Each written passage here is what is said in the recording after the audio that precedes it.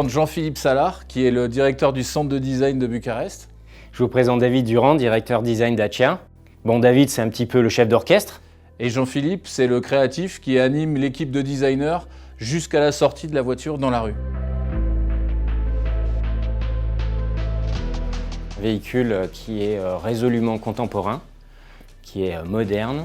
On a ressorti les roues par rapport à la carrosserie pour une même largeur, pour asseoir beaucoup mieux la voiture sur la route. On a également travaillé la hauteur du pavillon pour avoir une meilleure pénétration dans l'air et du coup une bien meilleure consommation. C'est la génération qui arrive à maturité, incarne tout l'ADN de la marque Dacia, c'est-à-dire la qualité, l'habitabilité. La différence entre les deux véhicules Sandero et Stepway est plus grande qu'avant. La Stepway a toujours une garde au sol beaucoup plus importante. Elle a dorénavant le diamètre de ses roues plus important également. Un capot qui est aussi plus horizontal, plus baroudeur, plus sculpté. La version Sandero est plus urbaine, plus dynamique sur la route. On a travaillé l'intérieur pour essayer de donner un maximum d'espace au niveau de l'habitabilité, aussi bien qu'au niveau du coffre, le volume de chargement. On a essayé de garder le côté malin de Dacia, notamment sur les barres de toit qui sont démontables et transposables perpendiculairement. Dans le même esprit, les skis à l'avant et à l'arrière du véhicule sont teintés dans la masse, c'est-à-dire qu'en cas de rayure, le plastique garde la même couleur.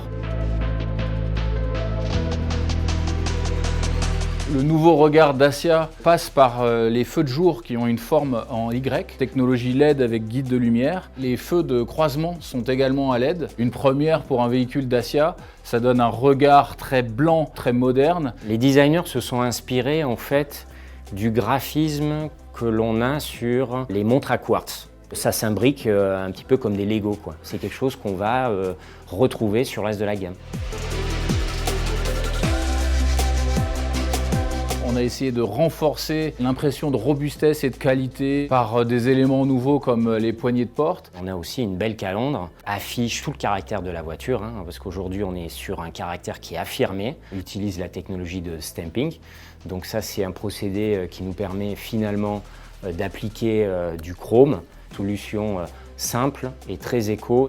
À l'intérieur, un langage formel complètement différent, en positionnant l'écran multimédia en position haute, incliné un petit peu vers le conducteur, ce qui donne une forme en S à la planche de bord en vue du dessus. C'est vraiment de traduire cette ambiance-là avec des textiles soft, quelque chose de très chaleureux, pour un petit peu s'écarter du plastique froid. On est toujours dans des solutions techniques très smart. On a gardé les proportions quasiment identiques à la version précédente. On est un petit peu plus compact, mais on garde le point fort de Dacia qui est sa super habitabilité, la meilleure du marché.